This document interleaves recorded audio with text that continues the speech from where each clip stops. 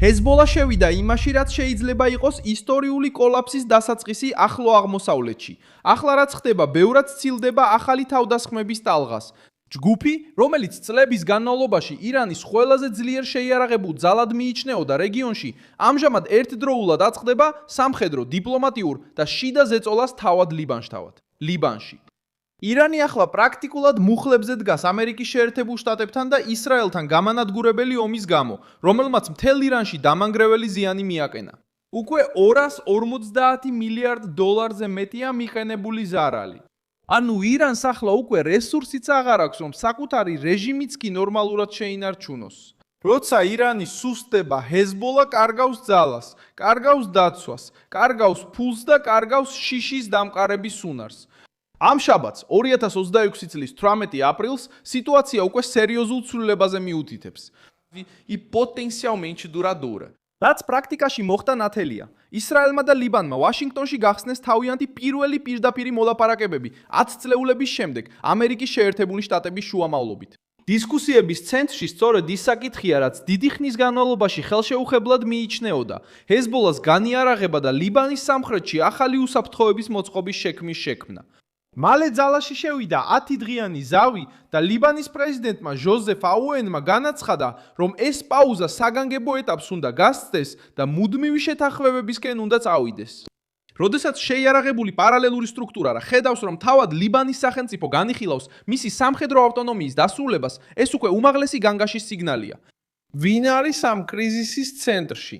ერთი მხრიდან ისრაელი, რომელმაც გააძლიერა ზეწოლა ჰეზბოლას პოზიციებზე. მეორე მხრიდან კი ლიბანის მთავრობა, რომელიც ცდილობს დაიბრუნოს ავტორიტეტი იმ ტერიტორიაზე, რომელიც დიდი ხნის განმავლობაში საფრანგეთის გავლენის ქვეშ იყო. და ყველაფრის უკან დგას ირანი, ჰეზბოლას მთავარი პოლიტიკური, სამხედრო და სტრატეგიული მხარდამჭერი. ეს კავშირი ცენტრალურია იმის გასაგებად, რატომ არის მიმდინარე მომენტი ასეთი ფეთქებადი. ჰეზბოლა არ წარმოშობილა როგორც იზოლირებული ძალა. ის გაიზარდა ირანის მხარდაჭერით, იარაღით, ცურთნით, ფულით და რეგიონული დაფარვით. თუ ეს საყრდენი იწყებს დათმობას, ჯგუფი ღრმა გამოფიტვის ზონაში შედის. სწორედ აქ ჩნდება თანამედროვე ფაქტორი, ამ ამბის სიმძიმე. ირანიც აჩვენებს დასუსტების ნიშნებს.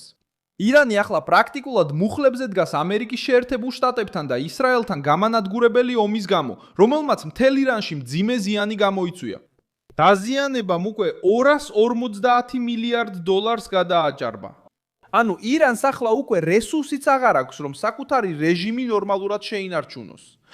როიტერსმა კიდევ ერთხელ აღნიშნა, რომ ირანის რეგიონული ძალა დასუსტდა იმ ზარალის გამო, რომელიც მისმა მოკავშირე ჯგუფებმა ლიბანში, ღაზაში, იემენსა და ერაყში მიიღეს.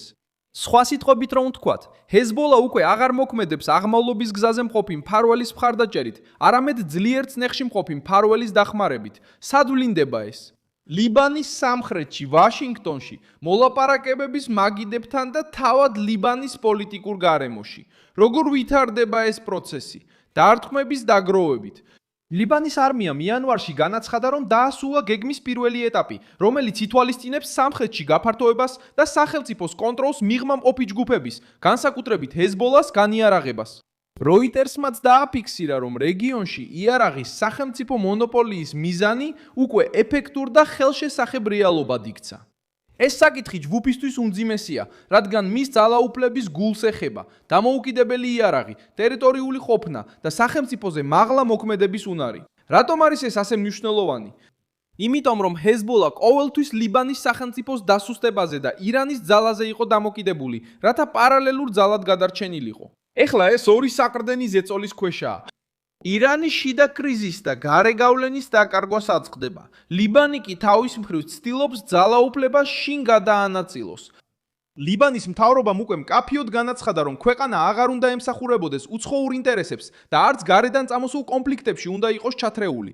ეს ფრაზა პირდაპირ ეხება ჰეზბოლას ლოგიკას, რომელიც წლების განმავლობაში თეირანის სტრატეგიულ გაგრძელებად მოქმედებდა ლიბანის ტერიტორიაზე. არსებობს ასევე სიმბოლური და პოლიტიკური ელემენტი, რომელსაც დიდი მნიშვნელობა აქვს. ჰეზბოლამ უარი თქვა პირდაპირ მოლაპარაკებებზე და მოლაპარაკებების წინსვლას ცუდად გამოეხმაურა. ეს აჩვენებს, რომ ჯგუფი აცნობიერებს საფრთხის მასშტაბს. როდესაც შეიარაღებული ორგანიზაცია ცდილობს დაბლოკოს დიპლომატიური გზა, რომელიც შეიძლება მის მოქმედების არეს შეამცირებს, ეს ნიშნავს, რომ მას ესმის, ამ შემთხვევაში მოლაპარაკება მისთვის უფრო საშიში შეიძლება იყოს, ვიდრე პირდაპირი დაპირისპირება. საბოლოოდ, რატომ ჩანს, რომ ჰეზბოლა ახლა ისტორიული კოლაფსის ფაზაში შედის? იმიტომ რომ ჯგუფი თავისი ბოლო პერიოდის ყველაზე რთულ მომენტს აწყდება. ლიბანმა დაიწყო ღიად განხილვა იმ საკითხებისა, რასაც ადრე თავს არიდებდა. ისრაელმა გაზარდა ზეწოლა. შეერთებული შტატები ცენტრალური შუამავლების როლში ჩაერთო. და ირანი, რომელიც ყოველთვის ამ მექანიზმის მთავარი ძრავი იყო, ვეღარ ავლენს იმავე ძალას, იმავე სტაბილურობას და ვეღარ უწევს თავის მოკავშირეებს ისეთ მხარდაჭერას, როგორც ადრე. რაც იკვეთება, მხოლოდ ზავი არ არის. რაც იკვეთება არის რეალური რისკი იმისა, რომ ჰეზბოლა დაკარგავს ლიბანში შეიარაღებული დომინანტური ძალის როლს და საბოლოოდ დაიშლება. და ეს უკვე ისტორიული მარცხის სახეს იღებს. ისტორიული როგორც ჯგუფისთვის, ასევე ირანის რეგიონული პროექტისთვის.